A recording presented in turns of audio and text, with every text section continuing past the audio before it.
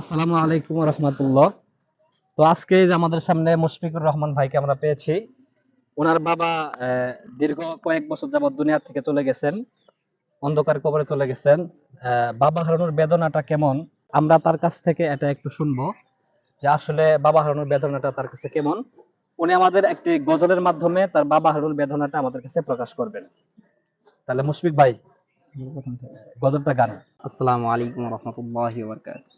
বাবা তুমি কেমন আছো ছোট মাটির ঘরে, তোমার কথা হৃদয় মাঝে পড়ছে বারে বারে।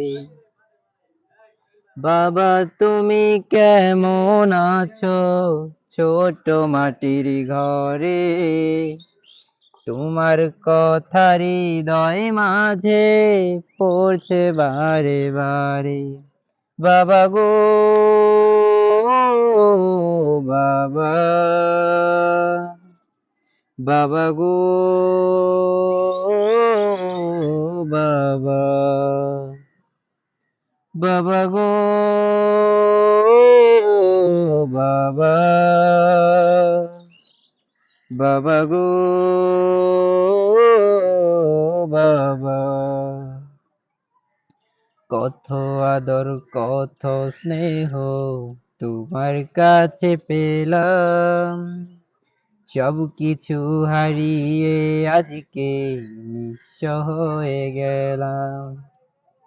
কত আদর কত স্নেহ তোমার কাছে পেলাম, সব কিছু হারিয়ে আজকে নিঃস্ব হয়ে গেলাম। ভালোবাসি বাবা তোমায়, বুকটা যে যায় চিরে, তোমার কথা হৃদয় মাঝে পড়ছে বারে বারে।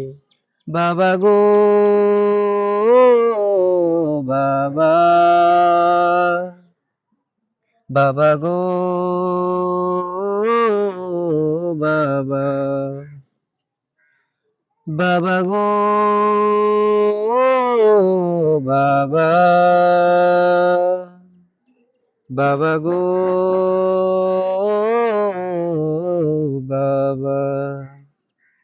তোমার মতো আপন কেহ পাই না তো আর খুঁজে, তাই তো আজি ঘুমের ঘরে অশ্রুতে যাই ভিজে।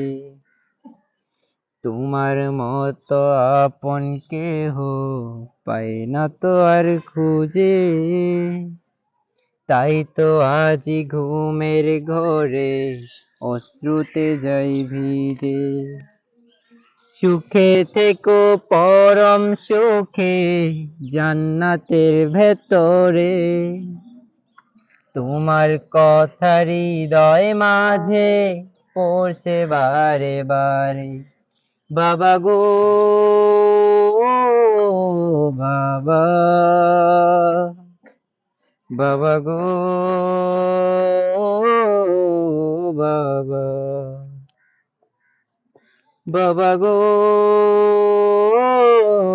বাবা, বাবা গো বাবা। বাবা তুমি কেমন আছো ছোট মাটির ঘরে, তোমার কথা হৃদয় মাঝে পড়ছে বারে বারে। বাবা তুমি কেমন আছো ছোট মাটির ঘরে, তোমার কথা হৃদয় মাঝে পড়ছে বারে বারে। বাবা গো বাবা, বাবা গো বাবা, বাবা গো বাবা, বাবা গো বাবা। মাশাআল্লাহ, অনেক সুন্দর একটি বাবার গজল গায়ে শোনাইলেন। আমাদের মনটা মুগ্ধ করে দিয়েছেন। বাবার বেদনা কেমন তিনি তো এই গজলের মাধ্যমে আমাদেরকে জানিয়ে দিয়েছেন। আমরা তার জন্য দোয়া করব, আল্লাহ পাক রব্বুল আলামিন তার পিতাকে যেন কবরে জান্নাত দান করেন এবং তার পিতার কবরটা যেন আল্লাহ পাক রব্বুল আলামিন জান্নাতের বাগান বানিয়ে দেন। আমিন।